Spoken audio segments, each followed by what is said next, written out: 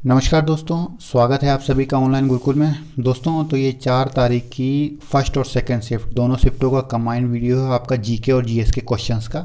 इसमें आपको 65 प्लस से ज़्यादा क्वेश्चंस मिलेंगे और सारे क्वेश्चंस सही और रियल होंगे। ठीक है, तो डेफिनेटली मैं आपको एश्योर करता हूँ कि आप निराश नहीं होंगे इस वीडियो को देखकर।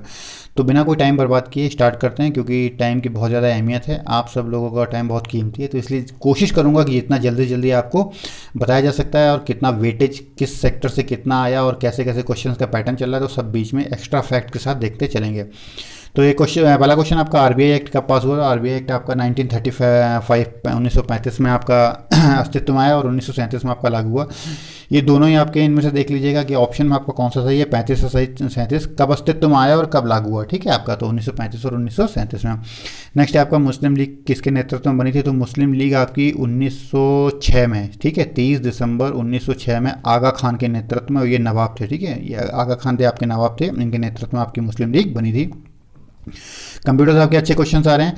एक क्वेश्चन था आपका आईएसपी का फुल फॉर्म क्या होता है। तो आपको सभी को पता है, आईएसपी को बोलते हैं इंटरनेट सर्विस प्रोवाइडर। 2 या 3 हर शिफ्ट में आपको कंप्यूटर संबंधित क्वेश्चन देखने मिल रहे हैं। अब आप इन चीज़ों पर फोकस कीजिए, किन के बारे में आ चुका है और क्या बाकी है। अगर कंप्यूटर से, क्योंकि लिमिटेड ही फुल फॉर्म है कंप्यूटर से, तो कितने सारे फुल फॉर्म आपके आ चुके हैं और क्या बचे हैं उन पर फोकस कर लीजिएगा, तो डेफिनेटली 2-3 नंबर आपके पक्के हो जाएंगे।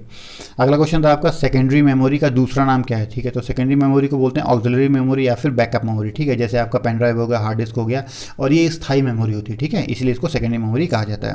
नेक्स्ट आपका क्वेश्चन था कि सबसे बड़ा वन्य जीव अभयारण्य कहाँ पर है। तो ये आपका कच्छ का रण यानी गुजरात में पड़ता है। ठीक है, इसी के साथ में आप देख लीजिए, मान लीजिए ये आपका आ चुका है। तो सबसे छोटा कहाँ पर है, तो वो आपका बोर टाइगर रिजर्व महाराष्ट्र में पड़ता है आपका।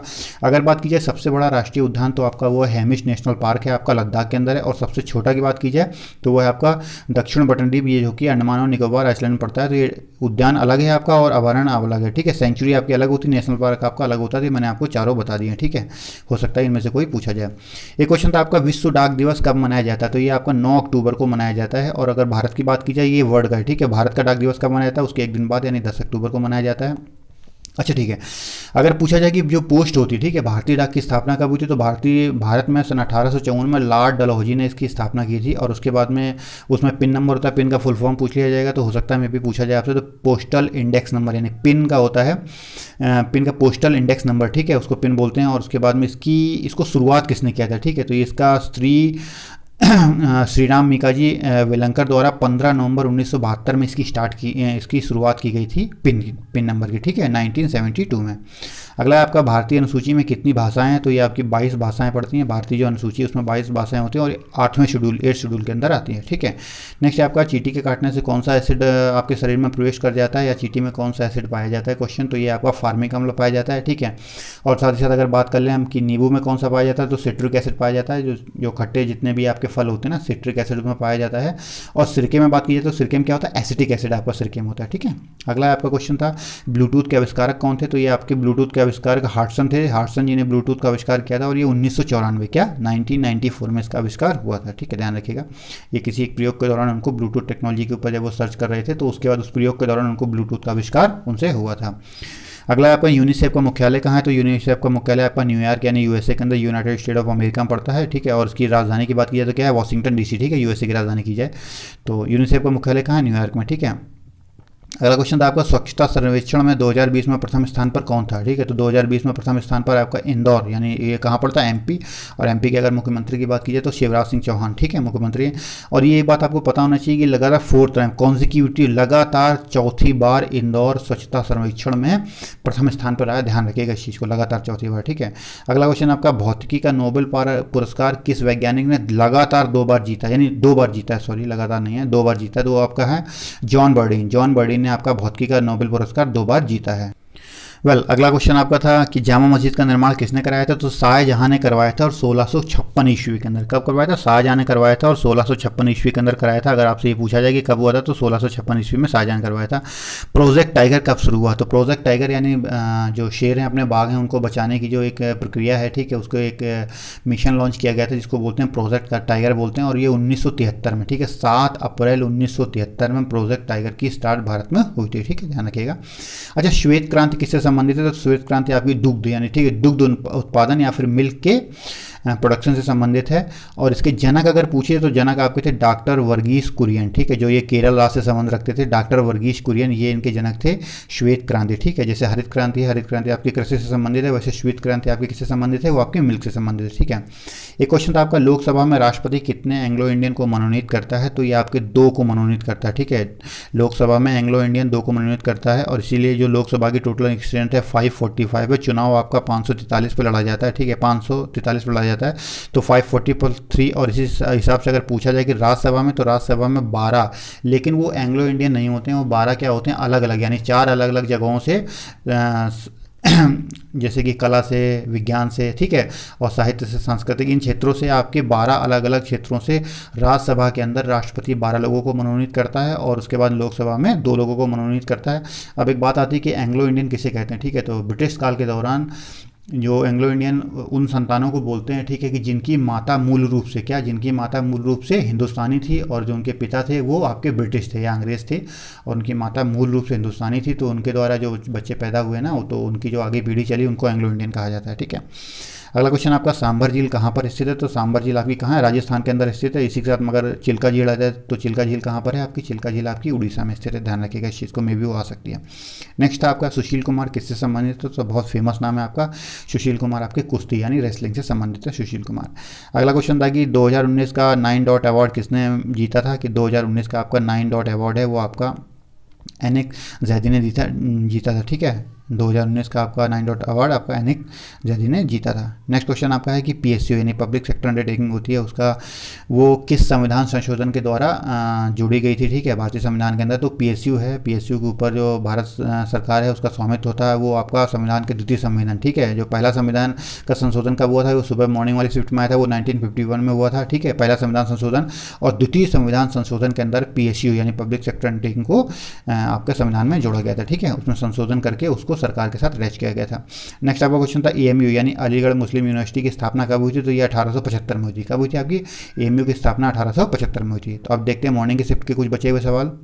ये कुछ मॉर्निंग शिफ्ट के बचे हुए जो सवाल हैं वो देखते हैं कि हॉकी का अंतिम मेडल कब मिला था हिंदुस्तान को, तो आपका 29 जुलाई 1980 में हॉकी का जो अपने भारत में अंतिम जो मेडल सबसे लास्ट में अपने मेडल जीता था, कब, वो 29 जुलाई 1980 में जीता था हॉकी में। एक है आपका ICC cricketer of the year 2020 का अवार्ड किसको मिला था, आपको विराट कोहली को मिला था। डीआरडीओ का मुख्यालय कहाँ पर स्थित है, तो डीआरडीओ का मुख्यालय आपका नई दिल्ली या फिर नई दिल्ली में स्थित है, और ये विजय चौक के पास स्थित है। कहाँ है, विजय चौक के पास स्थित है, नई दिल्ली। डीआरडीओ को फुल फॉर्म क्या है, defence research and development organisation, ठीक है। अगला क्वेश्चन था आपका कि सबसे कम उम्र में नोबेल पुरस्कार किसने जीता था, तो ये मलाला यूसुफजई, ठीक है, बहुत ही फेमस नाम, बहुत ही ज़्यादा फेमस नाम है, ठीक है। मलाला यूसुफजई ने सबसे कम उम्र में नोबेल का पुरस्कार जीता था। अगला आपका था कि रक्त की पीएच वैल्यू कितनी है, तो बहुत आसान क्वेश्चन है, रक्त की पीएच वैल्यू आपकी 7.4 है, ठीक है, हफ्ते के 7 दिन, ठीक है, और 4 महीने आप ब्लड का डोनेशन करें, इस प्रकार से आप इसको याद कर सकते हैं। जैसे नींबू की आपकी 2.4 होती है, ठीक है, एसिट्रिक जो भी होता है उसका। तो ये पीएच वैल्यू का मतलब क्या होता है, पीएच एक स्केल होती है, और जिसको बोलते हैं पावर ऑफ हाइड्रोजन, क्या बोलते हैं इसको, पावर ऑफ हाइड्रोजन। इसके ऊपर 1 से लेके 7 और 7 से लेके ऊपर, ठीक है, ये 7 को न्यूट्रल बोलते हैं, ठीक है, और उसके बाद में 7 से ऊपर और 7 से नीचे जितने होते हैं वो एसिड होते हैं, 7 से ऊपर के आपके बेस होते हैं, इतना तो आप मेरे ख्याल से आप सभी को पता होगा। तो ब्लड की पीएच वैल्यू क्या होती है, 7.4 होती है। अगला क्वेश्चन था आपका अकबर कब शासक बना, तो अकबर आपका 14 फरवरी सन 1526 ईस्वी में अकबर आपका शासक बना। तो अकबर के बाद में बाकी आप जहांगीर और इनको देख लीजिएगा, हो सकता है उनसे भी आपका क्वेश्चन आ जाए। नेक्स्ट क्वेश्चन था आपका 1857 की क्रांति कब हुई थी, तो ये 10 मई 1857 में हुई थी। 1857 की क्रांति 10 मई 1857 में हुई थी और ये मंगल पांडे के द्वारा ये शुरू हुई थी। कहा जाता है कि मंगल पांडे के विद्रोह करने से बैरकपुर छावनी में मेरठ में ये आपकी 1857 की क्रांति स्टार्ट हुई थी। ओके, अगला क्वेश्चन आपका कि कांग्रेस के 1924 के सम्मेलन में अध्यक्ष कौन थे। जब 1924 ईस्वी में कांग्रेस का सम्मेलन हुआ था तो उसमें अध्यक्ष कौन थे, और ये महात्मा गांधी थे आपके, ठीक है। और ये कहाँ, बेलगाम या कर्नाटक में आपका, जो कर्नाटक में आपका बेलगाम पड़ता है, वहाँ पर आपका ये सम्मेलन हुआ था। और महात्मा गांधी ने सम्मेलन की अध्यक्षता केवल एक ही बार की थी और ये 1924 में की थी, ध्यान रखिएगा। कांग्रेस के सम्मेलन से कई बार पूछा जाता है और अलग अलग टाइप में, कि कलकत्ता अधिवेशन यहाँ हुआ, तो वो अब देख लीजिएगा कि शायद कई शिफ्टों में घुमा घुमा के क्वेश्चन पूछे गए हैं। कभी बार किसी अधिवेशन में पूछ दिया जाता है, कभी बार किसी अधिवेशन में पूछ दिया जाता है। अच्छा, 1907 में मैं आपको बताता हूँ कि 1907 में सूरत में अधिवेशन हुआ था, जिसमें नरम और जो गर्म दल हैं थे आपके, वो अलग अलग हुए थे। और 1916 के अंदर फिर उसके बाद अधिवेशन वो लखनऊ हुआ था, जिसमें जो आपके नरम और गर्म दल अलग अलग हुए थे, वो दल एक साथ हो गए थे। ये थोड़ा इंपॉर्टेंट है, इसलिए इसको आपको बता दिया। अगला क्वेश्चन था कि साइमन कमीशन भारत भारत कब आया था, तो ये 1928 में आया था और इसका बहिष्कार हो गया था क्योंकि इसके अंदर जितने भी सदस्य थे वो सारे क्या थे, वो अंग्रेज थे। ठीक है, कोई भी हिंदुस्तानी सदस्य नहीं था। नेक्स्ट क्वेश्चन आपका था कि राष्ट्रीय ध्वज सबसे पहले भारत में कब फहराया गया था, तो ये आपका 1911 ईस्वी में फहराया गया था। भारत की अगर बात की जाए तो ये कलकत्ता के अधिवेशन में। ठीक है, और अगर विदेश में बात की जाए तो ये 1907 में जर्मनी में फैलाया गया, सबसे पहले 1907 में जर्मनी में फहराया गया था। अगर इंडिया की बात की जाए तो 1911 में कलकत्ता के अधिवेशन में फहराया गया था। ठीक है, मनरेगा की शुरुआत कब हुई थी, तो ये 2009 में हुई थी मनरेगा की, और उसके बाद नरेगा की पूछा जाए तो नरेगा की 2005 में हुई थी। बाद में 2009 में नरेगा को चेंज करके Mahatma Gandhi national rural employment scheme कर दिया था, नरेगा कर दिया था, गारंटी स्कीम कर दिया था। इसके अंदर 100 दिन का रोजगार आपको ग्राम पंचायतों द्वारा, सरकार के द्वारा सुनिश्चित किया जाता है। ठीक है, अगला क्वेश्चन है आपका कि प्रथम संविधान संशोधन कब हुआ था, तो 1951 में हुआ था आपका। ऑल इंडिया मुस्लिम लीग की स्थापना कब हुई थी, तो 30 दिसंबर 1906 में हुई थी। प्रथम पंचवर्षीय योजना किस पर आधारित थी, तो प्रथम पंचवर्षीय योजना आपकी कृषि पर, कृषि के विकास पर आधारित थी। 1951 से आपकी स्टार्ट हो गई थी पंचवर्षीय योजना, और उसके बाद में सबसे आखिरी पंचवर्षीय योजना कौन थी, 12वीं थी, और ये 2017 में, ठीक है, 2017 के अंदर खत्म हुई थी। उसके बाद में योजना आयोग को चेंज करके नीति आयोग बना दिया गया, इतना आपको पता होना चाहिए। अगला है कि सांची का स्तूप किसके द्वारा बनवाया गया था, तो सांची का स्तूप आपका सम्राट अशोक के द्वारा बनाया गया था और 3वीं शताब्दी में। ठीक है, 3वीं शताब्दी में आपका बनाया गया था। नेक्स्ट आपका क्वेश्चन था बॉक्साइट सबसे ज़्यादा कहाँ पाया जाता है, तो बॉक्साइट सबसे ज़्यादा उड़ीसा में पाया जाता है। और आपको एक चीज़ और ध्यान देना है कि उड़ीसा में जो भारत है, भारत विश्व में 5वां स्थान रखता है बॉक्साइट के उत्पादन में। और बॉक्साइट क्या होती है, एल्युमिनियम। ठीक है, एल्युमिनियम का जो अयस्क होता है उसको क्या बोलते हैं, बॉक्साइट बोलते हैं। ठीक है, ये एल्युमिनियम से। नेक्स्ट आपका कि धातुओं में जो खींच कर तार बनाया जा सकता है उस गुण को क्या कहते हैं, धातुओं को, तो उसको बोलते हैं तन्यता। ठीक है, तन्यता उसको बोलते हैं। और इसी के साथ धातुओं का एक और गुण होता है आघात वर्गनीयता, आपने पढ़ा होगा। आघात वर्गनीयता क्या बोलते हैं कि धातुओं को पीट कर उसकी पतली चादर बनाई जा सकती है, उसको क्या बोलते हैं, आघात वर्गनीयता। ठीक है, अच्छा अगला देख लेते हैं। ये देखिए अगला है आपका सरदार सरोवर बांध कहाँ पर है, तो नर्मदा गुजरात नदी में है। ठीक है, आपका प्रधानमंत्री बीमा सुरक्षा योजना की कब शुरुआत हुई, तो ये 9 मई 2014 में शुरू हुई थी। और इसमें 12 रुपये पर साल के भीतर आपको गारंटी दी जाती है कि अगर आपका दुर्घटना के पश्चात मान लीजिए आपकी मृत्यु हो जाती तो लाभार्थी को उसका फ़ायदा दिया जाएगा। ठीक है, यूआरएल का फुल फॉर्म आया था, तो ये होता है यूनिफॉर्म रिसोर्स लोकेटर, यूआरएल का फुल फॉर्म। अगला क्वेश्चन था 2016 में यूनेस्को धरोहर कितनी हो गई थी, तो ये 32 हो गई थी 2016 की बात। अगर करंट में 2032 में बात की जाए तो आपका 2020 में बात की जाए तो वो आपकी 38 है, कितनी 38 हो गई, अब इस समय हो चुकी हैं।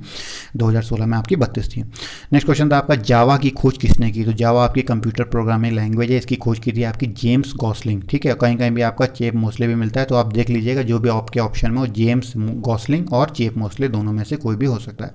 अच्छा, कंप्यूटर की भाषा, इंटेक भाषा कौन सी, यानी कंप्यूटर किस भाषा के अंदर जो भी प्रोग्राम्स होते हैं उनको समझता है, तो वो बाइनरी भाषा होती है। बाइनरी क्यों बोलते हैं, बाइनरी का मतलब होता है 2 और ये केवल 2 ही डिजिट समझता है, 0 और 1। ठीक है, सारी की सारी जितनी भी इन्फॉर्मेशन होती है कंप्यूटर के अंदर वो 2 डिजिट में केवल अंदर होती है, 0 और 1 में। ठीक है, अगला है आपका यूनेस्को का मुख्यालय कहाँ है, तो यूनेस्को का मुख्यालय आपका पेरिस में है। और यूनिसेफ का देखिए सेकंड शिफ्ट में आया था, कहाँ पर आपका न्यूयॉर्क में था। ठीक है, ध्यान रखिएगा इस चीज़ को।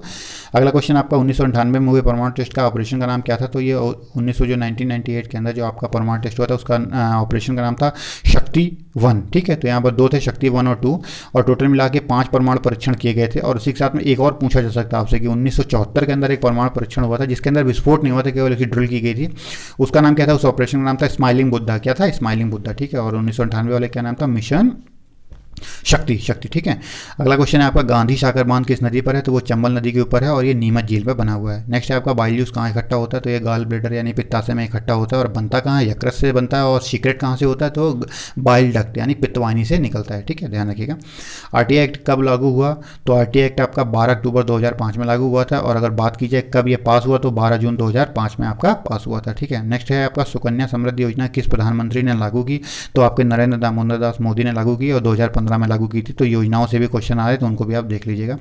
भारत की सबसे लंबी रोड सुरंग कहाँ पर है, तो ये सबसे लंबी रोड सुरंग आपकी श्यामा टनल है। ठीक है, ये 2020 में इसका नाम चेंज हुआ है। सबसे लंबी रोड सुरंग की बात की जा रही है। ठीक है, अगर हाईवे टनल की बात की जाए तो हाईवे टनल आपके अटल टनल है जो कि 9.02 किलोमीटर है और ये लाहौल और स्पीति को, लेह और मनाली को आपस में जोड़ती है। और ये 10,000 मीटर से ऊपर, ठीक है, 10,000 मीटर से ऊपर की हाइल्टीट्यूड पर स्थित विश्व की सबसे लंबी टनल है। ठीक है, 10,000 अगर ऊंचाई पर पहुंची जाए तो। अच्छा, इंडोनेशिया की राजधानी आया था तो क्या है, वो जकार्ता है। ठीक है, इंडोनेशिया की राजधानी। फिर विटामिन B9 का एक वैज्ञानिक नाम आया था। ठीक है, तो कुल मिला के मैंने बहुत फास्ट कोशिश की है आपको बताने की एडिशनल फैक्ट के साथ में। इस वीडियो के अंदर आपको करीबन 60 से ऊपर क्वेश्चन कवर करा दिए गए।